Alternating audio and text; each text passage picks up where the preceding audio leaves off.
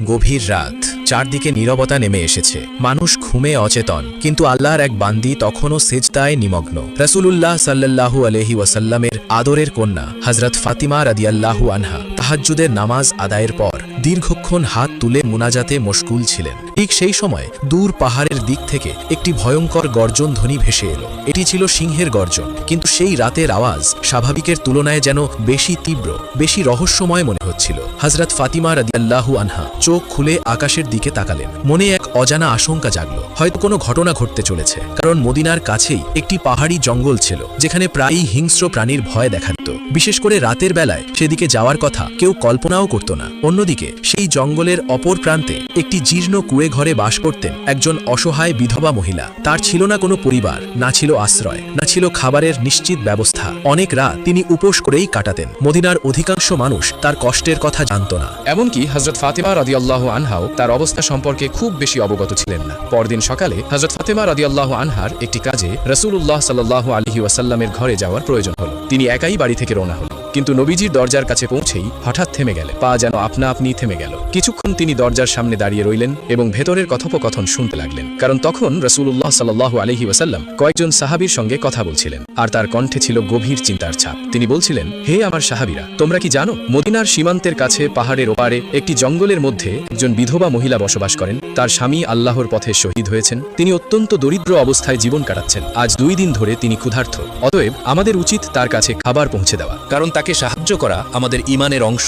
এ কথা শুনে সাহাবায়ে কেরাম বললেন, ইয়া রাসূলুল্লাহ, আমরা অবশ্যই যেতে চাই, কিন্তু সেখানে পৌঁছতে হলে জঙ্গল পার হতে হবে, আর আমরা শুনেছি সেখানে হিংস্র প্রাণীর ভয় রয়েছে। তখন রাসূলুল্লাহ সাল্লাল্লাহু আলাইহি ওয়াসাল্লাম অটল ভরসার সঙ্গে বললেন, ভয়ের কোনো কারণ নেই। হিংস্র প্রাণীরাও আল্লাহর সৃষ্টি, তারাও আল্লাহর জিকির করে। যে আল্লাহর নামে যায় তার কোনো ক্ষতি হয় না। ঘরের বাইরে দাঁড়িয়ে থাকা হযরত ফাতিমা রাদিয়াল্লাহু আনহার হৃদয়ে এই কথাগুলো গভীরভাবে গেঁথে গেল। তার চোখ থেকে নীরবে অশ্রু ঝরতে লাগলো। মনে একটি চিন্তা উদয় হলো, যখন আমার পিতা একজন অপরিচিত বিধবার ক্ষুধার কথা ভাবেন, তখন আমি তার কন্যা হয়ে কিভাবে পিছিয়ে থাকি। তিনি কিছু না বলেই দরজা থেকে সরে গেলেন, ভেতরে প্রবেশ করলেন না, আবার নিজের বাড়ির দিকে রওনা হলেন। কিন্তু এবার হৃদয়ে একটি দৃঢ় সংকল্প নিয়ে তিনি নিজেও কিছু করবেন। আসলে হযরত ফাতিমা রাদিয়াল্লাহু আনহার মন অত্যন্ত নরম ছিল।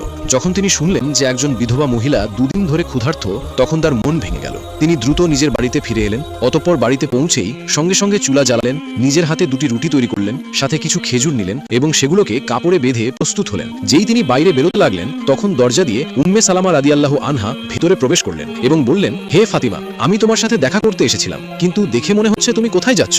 তখন হযরত ফাতিমা রাদিয়াল্লাহু আনহা জবাব দিলেন, মদিনার সীমান্তের ওপারে পাহাড়ের কাছে একটি জঙ্গলের ধারে এক বিধবা মহিলা থাকেন। তিনি 2 দিন ধরে ক্ষুধার্ত, আমি তাকে খাবার দিতে যাচ্ছি। এই কথা শুনে উম্মে সালেমা রাদিয়াল্লাহু আনহা অবাক হয়ে বললেন, তুমি একা সেখানে কিভাবে যাবে? ওই রাস্তা তো বিপজ্জনক, জঙ্গল পার হতে হবে এবং সেখানে হিংস্র প্রাণীদেরও ভয় আছে। তখন হযরত ফাতিমা নরমভাবে হেসে বললেন, তুমি কি জানো না যে এই দুনিয়ার সব কিছু আল্লাহর সৃষ্টি? জঙ্গলের হিংস্র প্রাণীরাও আল্লাহর জিকির করে। যদি মনে নিয়ত খাঁটি থাকে, তাহলে আল্লাহ নিজেই হেফাজত করেন। এই কথা বলে তিনি রোদে পোড়া বালুকাময় রাস্তা ধরে উত্তপ্ত মরুভূমির দিকে চললেন। পা ধীরে ধীরে এগিয়ে যাচ্ছিল। কিছুক্ষণ পরই সূর্য পশ্চিম দিকে হেলে পড়ল। আকাশে আলো ম্লান হতে লাগলো। প্রাণীরা তাদের আশ্রয়স্থলে ফিরতে লাগলো। হরিণ দ্রুত তাদের আস্তানার দিকে ছুটল। ওদিকে হযরত মুহাম্মদ সাল্লাল্লাহু আলাইহি ওয়াসাল্লাম একজন সাহাবীকে বললেন, তুমি যাও এবং ওই বিধবা মহিলাকে খাবার দিয়ে এসো। সাহাবীজি উঠতেই যাচ্ছিলেন, তখন রাসূলুল্লাহ সাল্লাল্লাহু আলাইহি ওয়াসাল্লাম মুচকি হেসে বললেন, হয়তো তুমি জানো না ফাতিমা আগেই বেরিয়ে গেছে। এই কথা শুনে আরও একজন সাহাবীও একই নিয়ত নিয়ে জঙ্গলের দিকে রওনা হলেন।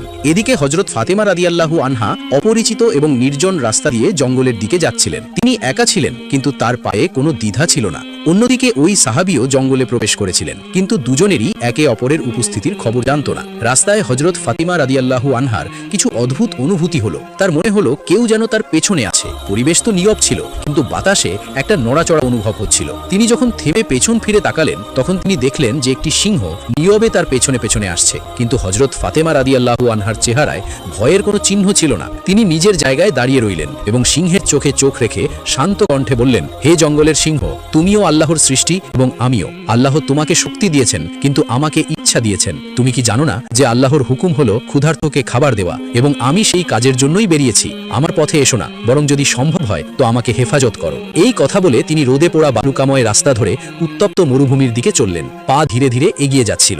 অতঃপর হযরত ফাতিমা রাদিয়াল্লাহু আনহার কথা শুনে সিংহ থেমে গেল। তার চোখের তীক্ষ্ণতা ম্লান হয়ে গেল, যেন সে হযরত ফাতিমা রাদিয়াল্লাহু আনহার কথা বুঝতে পারছিল।